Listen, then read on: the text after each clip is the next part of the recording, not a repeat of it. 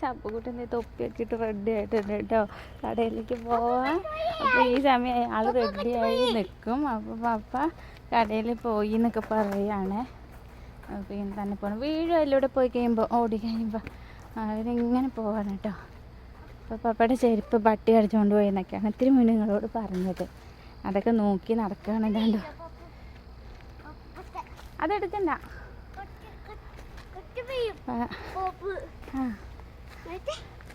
ഇന്നിച്ചിരി അവൻ വൈകിട്ടുണ്ട്.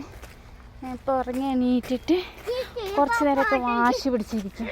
ഞങ്ങൾ ഒന്നും കഴിക്കില്ല, അങ്ങനെ കുറേ നേരം വാശി പിടിച്ചിരിക്കും. അങ്ങനെ അതിൻ്റെ നേരെയാക്കി എടുക്കാൻ കുറച്ച് സമയം എടുക്കും. അപ്പം അത് കഴിഞ്ഞിട്ടൊക്കെ അവനെ കൊണ്ടുപോകുമ്പോൾ ഞാനെടുക്കുക.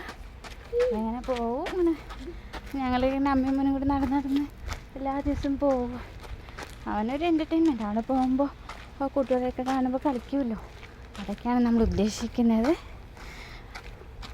അത്രയൊക്കെ ഉള്ള കേസ്. അത്ര വീഡിയോ കാണുമ്പോൾ ബൈ.